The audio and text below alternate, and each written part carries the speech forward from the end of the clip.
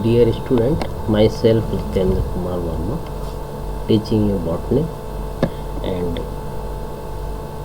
this time I am starting a new lecture on Bryophyte trichia part 1। जैसा कि आपको जानते हैं कि अभी कोरोना फेज़ है और इस दौरान क्लासेस चल रही हैं, तो यथासंभव आपको ये है कि क्लास के सब्स्टिट्यूट तो नहीं कर सकते, लेकिन फिर भी कुछ हद तक आप इसको पढ़ें और अपनी तैयारी घर पर कर सकें, ऐसे हम प्रयास कर रहे हैं। इसी क्रम में आज हम ब्रायोफाइट ट्रिक्सिया आपको पढ़ा रहे हैं। इस तरह से ये आपका सिलेबस है। जैसा कि हमने पुराने लेक्चर में भी आपको बताया था कि हम पेपर सेकंड पढ़ा रहे हैं। सेकंड पेपर आपके 3 घंटे का पेपर है, 50 नंबर का है, मिनिमम में नंबर है कि ब्रायोफाइट, टेरिडोफाइट और पैलियोबोटनी से बना है। इसके अंदर वही चीज़ें हैं जो 12th में आपने पढ़ी है, 12th तक के में वो डिटेल में रहेगी तीनों सालों में मिलाकर। देन उससे ज़्यादा डेप्थ में MSc में जाएगी। तो इस क्रम में यूनिट सेकंड में हम लोग ब्रायोफाइट चलेगा।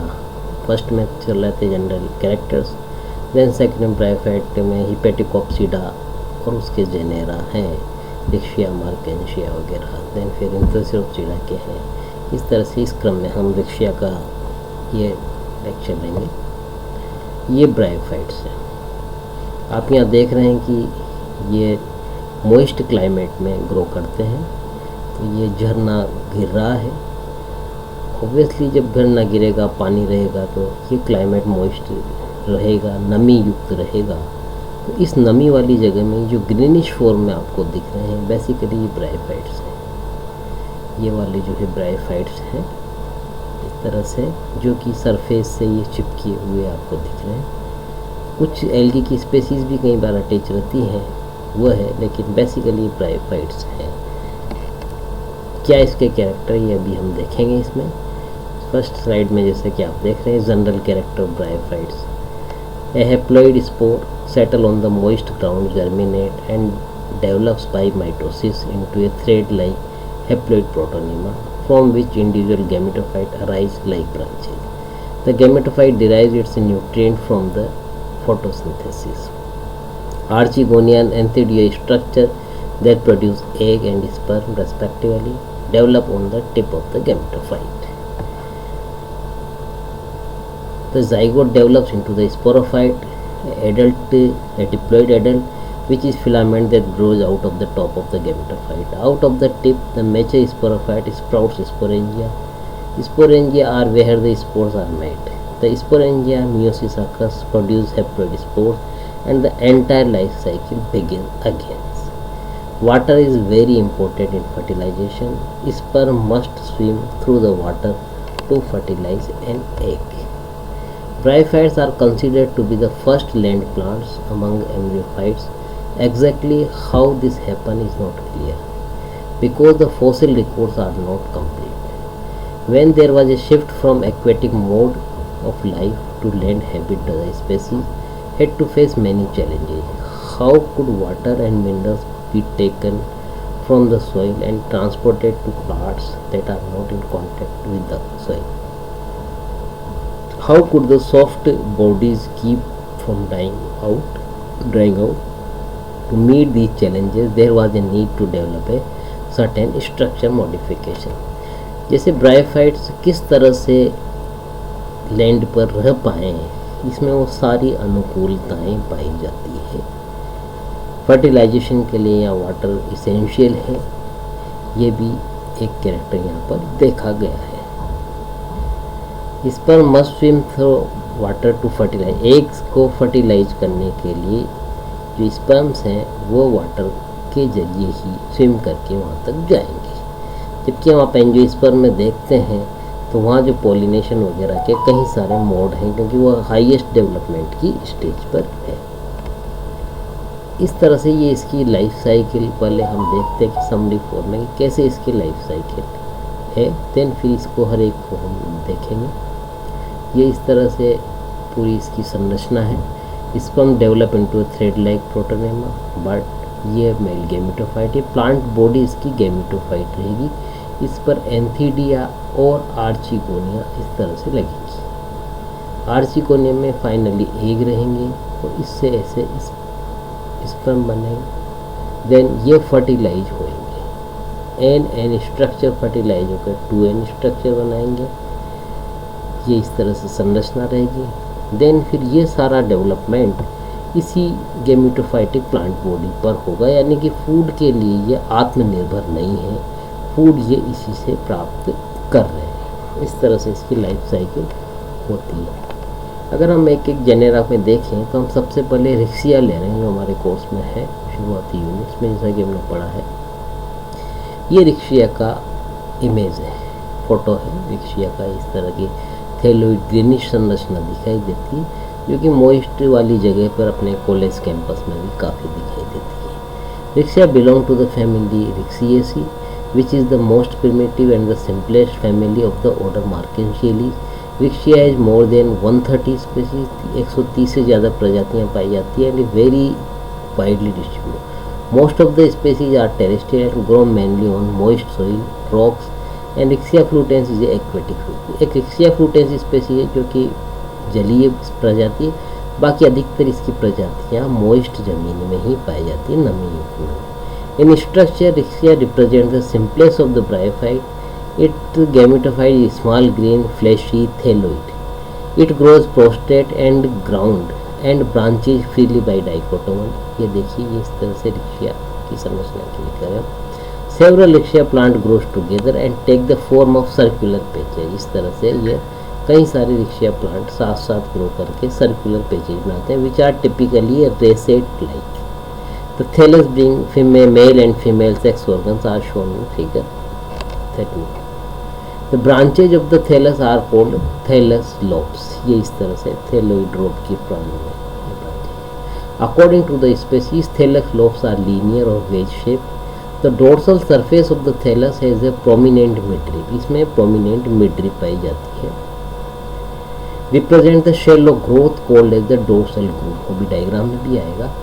At its apex there is a depression termed as the apical notch. ये वाला जो पोर्शन है ये apical notch कहलाता है। The sporophyte are sunk deeply in the dorsal groove, each of its separate cavity. Both male and female sex organs may develop on the same thallus, monoecious, or different thalli, then called dioecious.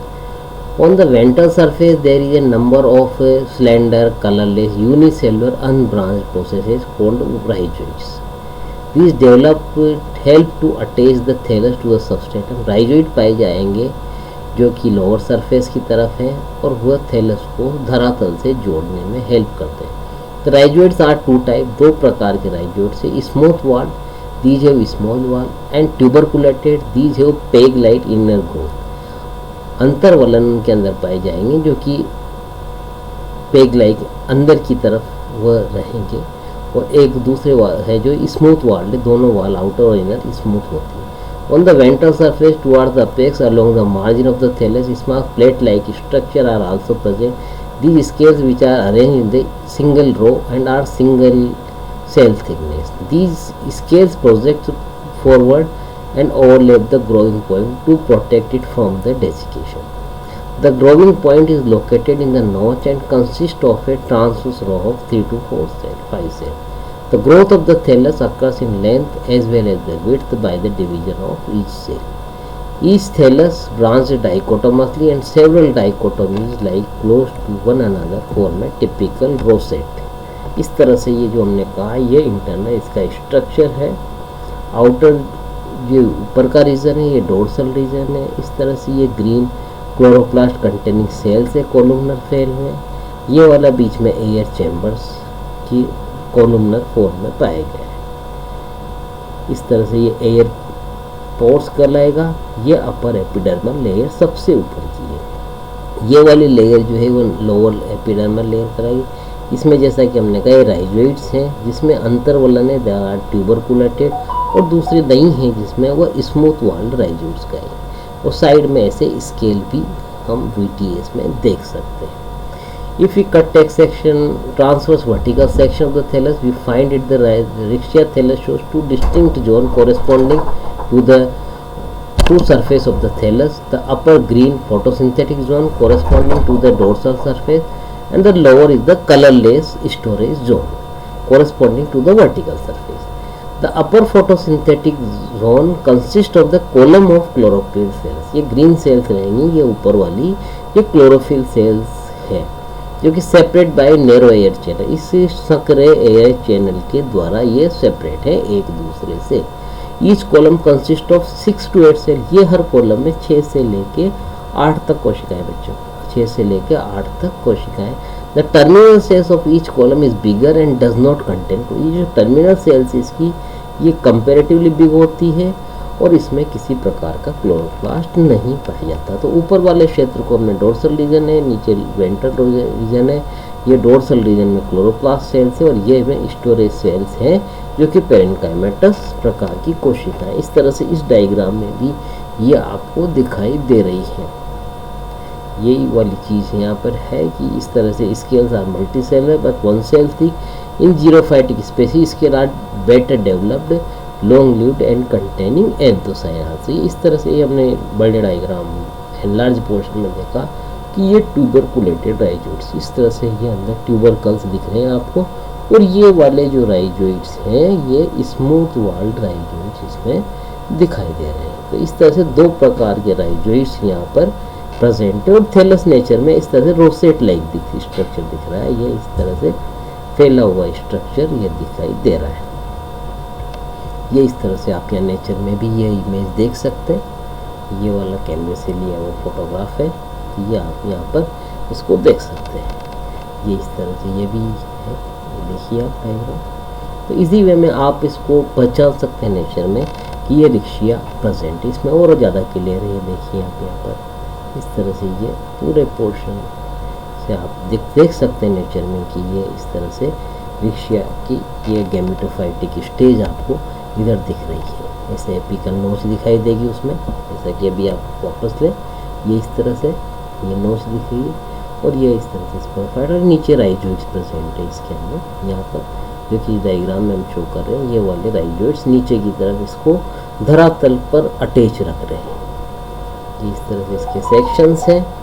ये आगे की sporophytic stage है रहेगी इसमें. इस तरह ये वाला बाद में देखेंगे. इस तरह पूरी ये लाइफ साइकिल है रिक्शिया की, इसको हम देख सकते हैं ऐसे.